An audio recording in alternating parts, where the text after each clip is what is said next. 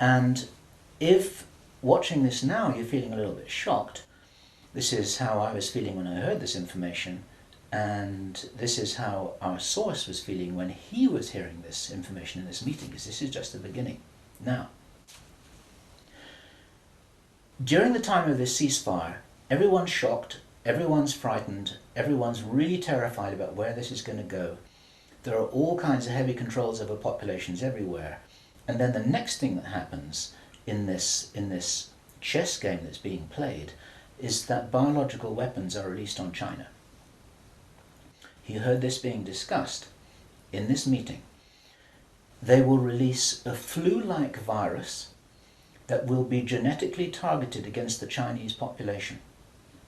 It's racially targeted against the Chinese people.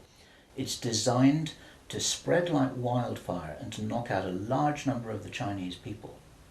And these people in this meeting were laughing about this. They said, China will catch a cold. Those were their words. China will catch a cold.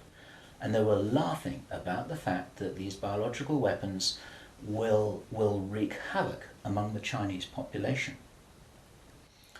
And after that, then what effectively will be a kind of plague will actually spread right across the world to the West as well. Our source was not clear whether this was a Chinese retaliation or whether the thing would just spread out of control in the way that it would be very understandable if it did, whether it's racially targeted or not. These things actually mutate. So now you've got a situation where there's been a limited nuclear war in the Middle East. There's a pandemic that really is sweeping across the world and really is killing people very visibly. And you've got this totalitarian military lockdown in all the governments in the Western world because everyone's going to be in panic about all of this.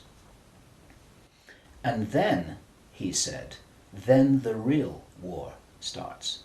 Something that would be justifiably called the Third World War, with a much more major nuclear exchange. And at this point, I asked him, is this just about population reduction? What is this about? Why are they doing this? Why this insane Dr. Strangelove plan for just unleashing all of this stuff on the world? Why do it? Now, as our conversation went on, I started to find answers to those questions. Now, some of this is speculation. I want to share this speculation with you because it's important enough that we work together here to figure out what's going on. And there are some clues, there's some very important clues that I'm going to present to you here in this video. He said, absolutely, it's about population reduction. So I said, well, in this meeting, did they mention any figures? And he said, yes, they did, 50%. Half the world's population. This is planned as per the Georgia Guidestones. For those of you who don't know what the Georgia Guidestones are, it's a stone monument in Georgia in America that was erected anonymously a number of years ago. It's in 8 languages, and it's like an Illuminati manifesto for a new world, as it were. And just hold that thought about this being a manifesto for a new world. This is an important concept here in what I'm presenting.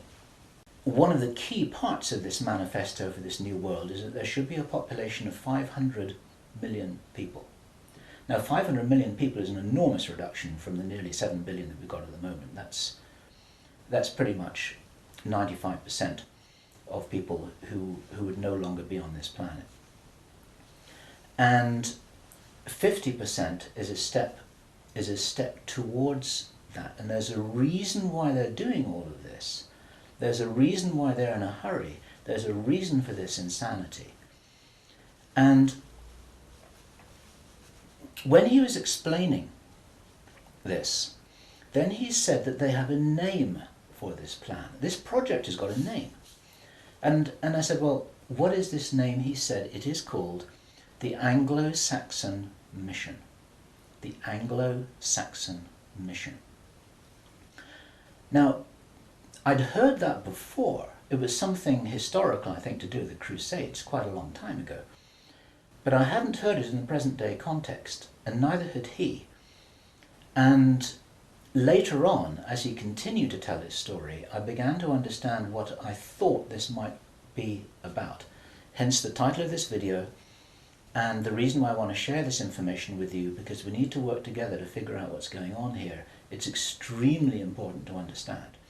There's a plan, I believe, that Hitler would be proud of, which is so evil, it's so Machiavellian, it's so hard to face up to, it's so unbelievable, that I need to put it on the table for you so that you can consider whether or not this might be a possibility. The plans that I've been describing are definitely a possibility because he heard them with his own ears in this meeting. Everything I've described up until now, up to and including a major outbreak of hostilities after the limited war. So the sequence is as follows. The plan sequence is as follows. Israel attacks Iran, then there's a ceasefire, then during which time there is heavy governmental military controls over populations in all Western countries. Then China is attacked by a biological weapon. It's a flu-like disease that spreads like wildfire. This goes all over the world, and then they have a major Third World War. And then, by this time, 50% of the population will be destroyed. And not only because of the war or the plague, but because, as many of you watching this will understand, the infrastructure goes down in situations like this. There's no food in the supermarkets, there's no gas in the pumps, the telecommunication goes down, there may not even be water coming out of the taps. People are kind of thrown back into a Victorian era without the facilities to handle this, because most people don't have their vegetable gardens, they don't have their horse and cart, they're not able to survive in the way that we used to be able to. We're very, very vulnerable in our technological advancement. We're extremely vulnerable, and of course the controllers know this. At this stage, our source was speculating about why are they in a hurry? Why do they want to do this? And there's a sort of heavy irony here, which is like, I was saying, well, if you're going to plan the Third World War, then why not take your time over it and get it right and do a really good job? You can, this could be in 20 years' time or 30 years' time, it doesn't really matter. Why is there in such a rush? And our source said that he felt, from inside information he's continued to receive, that this is still timed for something around 18 months from now. And that puts it around about the middle of 2011. He doesn't know this for sure because these events aren't calendar driven, they're actually event sequence driven. In other words, this has got to happen before that happens, and then after that the next thing can happen, then after that the next thing can happen. So a whole lot of things have got to be in place before all the dominoes fall over, so to speak. And they seem to be behind schedule in some of this. There are some planned events that definitely haven't